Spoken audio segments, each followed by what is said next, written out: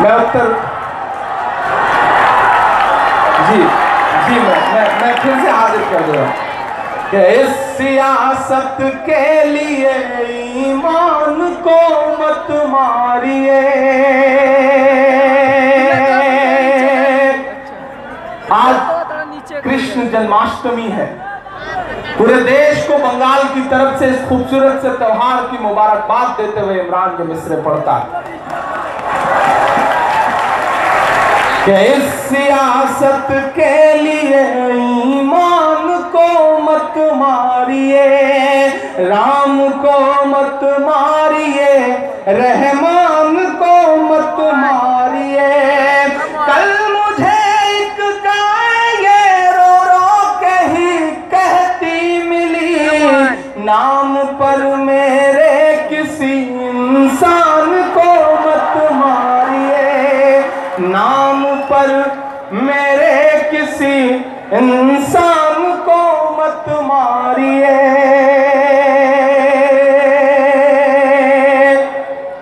फूल देखे हैं जनाजे पे ही अक्सर मैंने, फूल देखे हैं जनाजे पे ही अक्सर मैंने, कल मेरी आंखों ने फूलों का जनाजा देखा।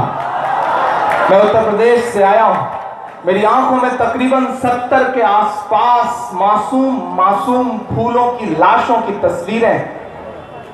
हम लड़ते रहे मजहबों के नाम पर, हम लड़ते रहे जानवरों के नाम पर, और उधर कब ऑक्सीजन ने हमसे हमारे बीच से न जाने कितने मासूम बच्चे छीन लिए। मेरी आंखों में वो तस्वीर है। लेकिन मुझे हैरत है, मैं इस मंच पर खड़ा होकर के ये बात पूरी जिम्मेदारी से कह रहा हूं।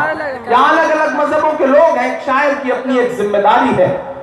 उसकी जिम्मेदारी ये है कि मुझे याद आता है कि पहले प्रधानमंत्री इस देश के जवाहरलाल नेहरू साहब संसद की सीढ़ियों से उतर रहे थे। एक शायर की, एक कवि की, एक कलमकार की जिम्मेदारी क्या है उसे बताता हूं आपको दोस्तों।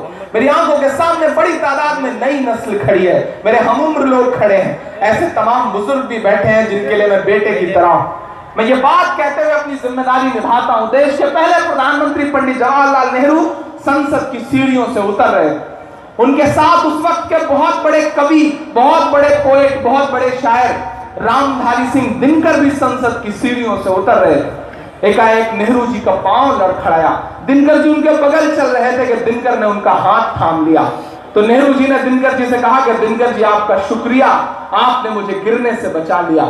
तो रामधारी सिंह दिनकर के जवाब को हम तमाम कलमकारों का जवाब समझा जाए। रामधारी सिंह दिनकर जी ने कहा कि नेहरू जी, इस देश की सियासत के कदम जब जब लड़खड़ाएंगे, अदब और साहित्य हमेशा उसे सहारा देने का काम करेगा। मैं शायद अपनी उस जिम्मेदारी को समझते हुए यहां पर खड़ा हूं। मुझे लगता है कि मुझे बोलना चाहिए। मुझे हैरत होती है कि जब मेरी आंखें इतनी लाशें देख करके सो नहीं पाती। मैं पिछले दिनों 6 अगस्त को जंतर मंतर पर था। हम लोग मॉब लिंचिंग के खिलाफ अपना खून दान कर रहे थे, ब्लड डोनेट कर रहे थे। तकरीबन 2800 यूनिट ब्लड हमने डोनेट किया एक दिन में, 2800 यूनिट। इस देश के मुसलमानों ने यह कहते हुए कि हमारा खून सड़कों पर मत बहाओ, यह सेना के जवानों के काम आएगा, यह भारत के किसानों के काम आएगा, यह हिंदुस्तानियों के काम आएगा। हमने 2800 यूनिट ब्लड डोनेट किया।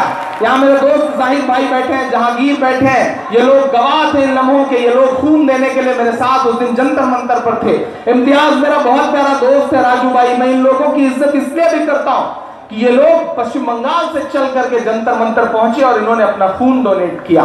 हमने खून बहाया है, हमने सिर्फ पसीना नहीं बहाया इस मुल्क के लिए, हमने भाषणबाजी नहीं करी है।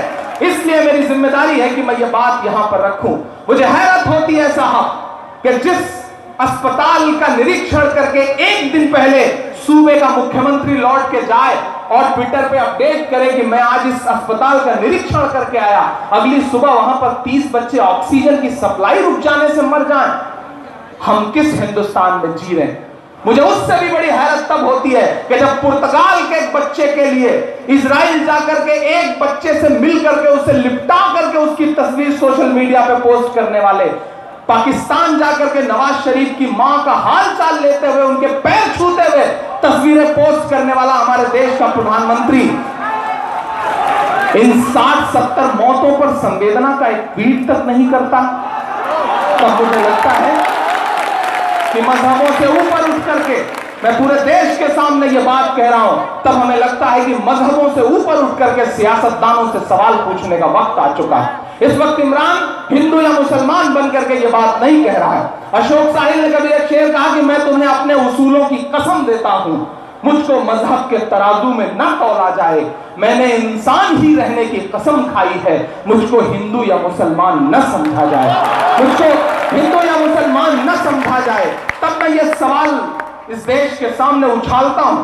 और मुझे लगता है कि शायद इसलिए उन्होंने अब तक ट्वीट नहीं किया। किस लिए उन्होंने ट्वीट नहीं किया?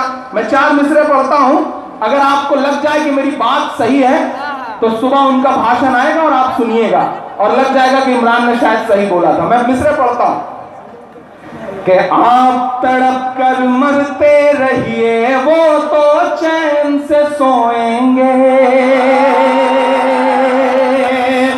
आप में हिंदू भी शामिल है, मुसलमान भी शामिल है, सिख भी शामिल है, ईसाई भी शामिल है। इमरान मिसरे पढ़ रहा कि आप तड़प कर मरते रहिए, वो तो चैन से सोएंगे,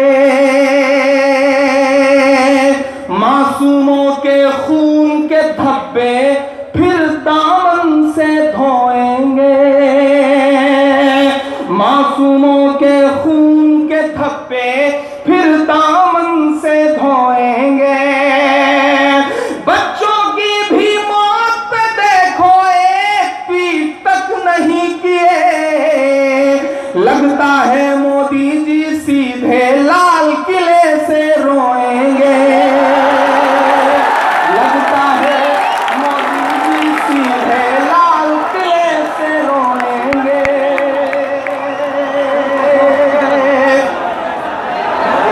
शायद मैं सच बोल रहा हूं, अगर मैं सच बोल रहा हूं तो पहुंचाइए इन मित्रों को दिल्ली तक। शायद मैं सच बोल रहा हूं कि आप तड़प कर मरते रहिए, वो तो चैन से सोएंगे, मासूमों के खून के धब्बे फिर दामन से धोएंगे। बच्चों की भी मौत पे देखो, एक पीठ तक नहीं किए,